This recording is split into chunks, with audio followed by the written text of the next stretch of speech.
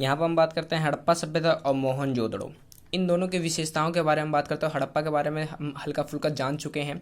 अब जो मोहनजोदड़ो उसके बारे में जानने की कोशिश करते हैं। हड़प्पा सभ्यता सबसे पहले खोजा गया स्थल था और मोहनजोदड़ो सबसे पहले पूरा स्थल था। मतलब सबसे पहले देखा तो इसको गया, लेकिन इसको ना खोज करके इसको दयाराम साहनी के थ्रू खोजा गया। ठीक है, इसमें हम बात करते हैं मोहनजोदड़ो। इसको दो भागों में बांटा गया था निश्चितता, दुर्ग और निचला शहर। आप सभी को पता है दुर्ग यानी कि अमीरों की बस्ती होती थी जहाँ पे सिर्फ और सिर्फ अमीर निवास करते थे।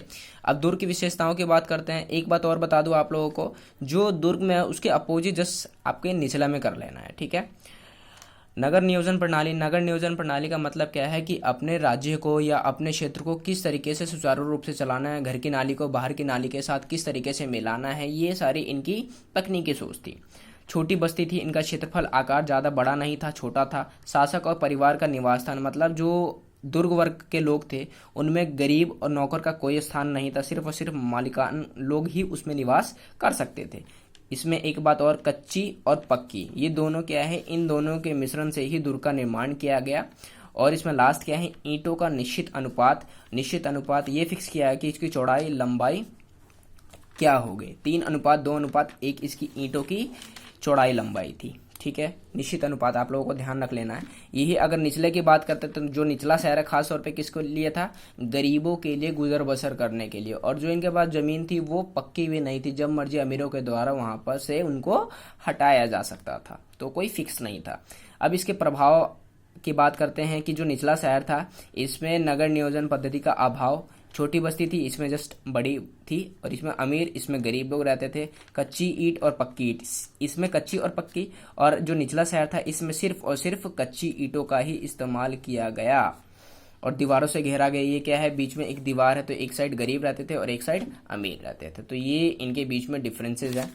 अब जो मोस्ट इंपॉर्टेंट है, जो हड़प्पा सभ्यता की विशेषताओं 5 नंबर में क्वेश्चन पूछता है उसकी, वो देख लेते हैं कि ग्रिड पद्धति द्वारा नालों का निर्माण। आखिर ग्रिड पद्धति था क्या भाई, तो ग्रिड पद्धति सड़कों व नालियों को आपस में समकोण पर काटती थी, मतलब गली को नाली के साथ मिलाने का काम कौन करती थी, ये ग्रिड पद्धति, जहां से सभी लोग आपस में क्या हो, इंटरकनेक्ट हो, जुड़ जाए।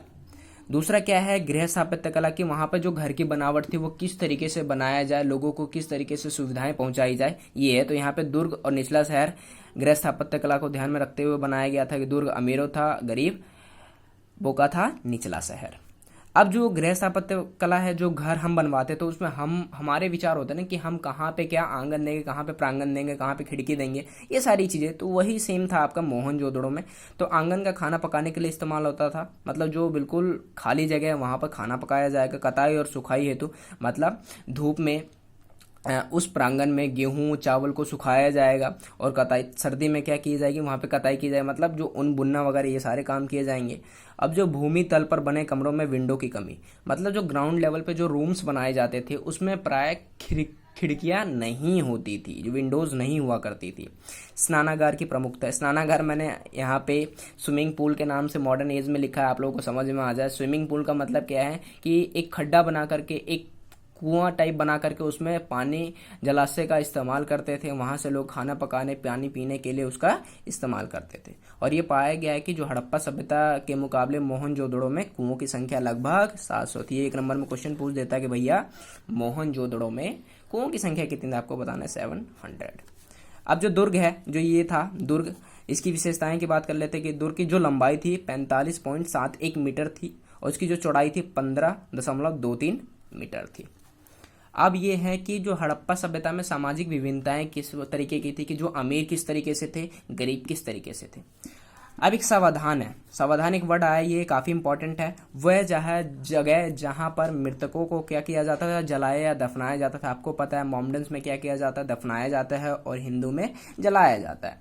अब रोचक बातें क्या है कि जो 1980 में एक खुदाई की गई हड़प्पा सभ्यता में, वहां पे आभूषण मिले, उससे मृतकों की स्थिति का पता चलना। जैसे कि मान लो यहाँ पर 2 समाधान है, एक में यहाँ पे सोने चांदी मिलते हैं, सोना और चांदी, और एक में क्या है, कुछ नहीं, खाली है, हड्डी, सिर्फ और सिर्फ हड्डी। तो सोने चांदी जिसमें मिलेंगे उसमें क्या पता चलेगा कि भैया इसमें किसको दफनाया गया था, अमीरों को, यानी कि राजा प्रजाओं को इसमें अपनाया गया था या दफनाया गया था। उसके बाद इसमें क्या है, इसमें गरीबों की लाश को रखा गया था। तो इससे क्या, खुदाई के दौरान जो भी चीजें मिलती थी उससे लोगों की स्थिति का, हैसियत का पता चलता था। ये बातें आपको याद रखनी है।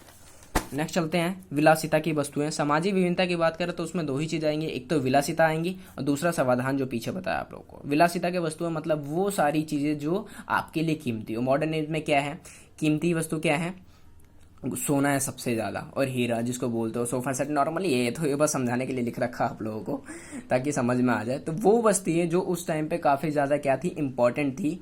तो उस टाइम पे जो ज्यादा महत्वपूर्ण चीजें थी वो क्या चीजें थी, तांबे के बर्तन और मिट्टी से बने मटके, जिनको क्या करते थे, घड़े के रूप में इस्तेमाल करते थे, जहां पे पानी रखने के लिए इस्तेमाल करते थे। ठीक है, विलासिता।